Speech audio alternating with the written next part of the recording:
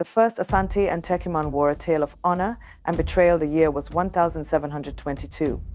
Tensions simmered in the heart of what is now Ghana, where the Asante Empire and the Techiman state stood on the precipice of war. Both were powerful in their own right, but what began as a political dispute soon spiraled into a full-blown conflict fueled by betrayal and the thirst for dominance. The Asante Kingdom, under the leadership of the astute and charismatic Asante Opoku was rising as a formidable force in the region.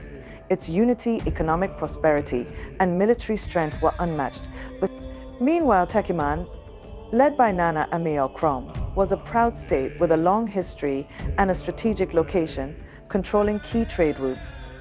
The war's origins lay in an incident that seemed trivial at first but carried deep implications.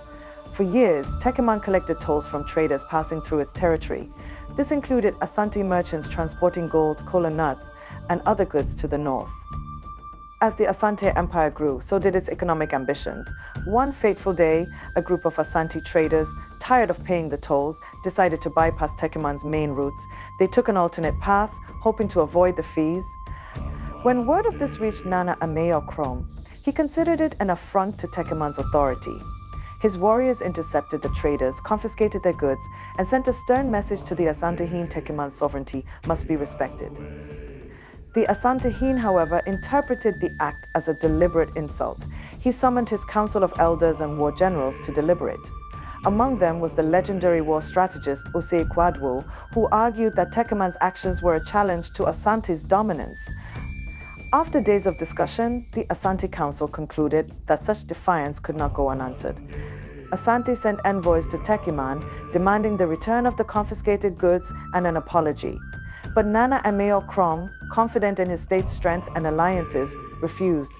Unbeknownst to him, however, one of his closest allies, the Bono state of Banda, had secretly pledged allegiance to Asante, promising to provide crucial intelligence in exchange for protection. This betrayal would prove pivotal.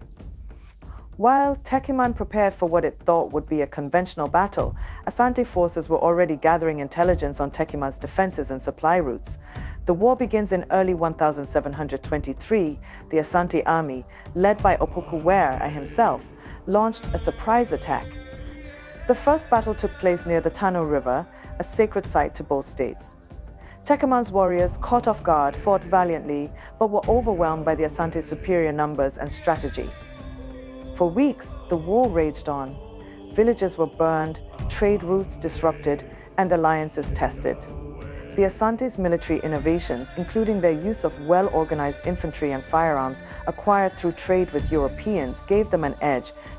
Techiman, though resilient, struggled to match the Asante's resources and tactics. The turning point, the climax, came during the siege of Tanobos, Techiman's spiritual capital.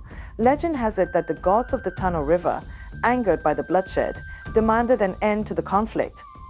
Nana Ameal Krom sought divine intervention, performing rituals to seek the gods' favor.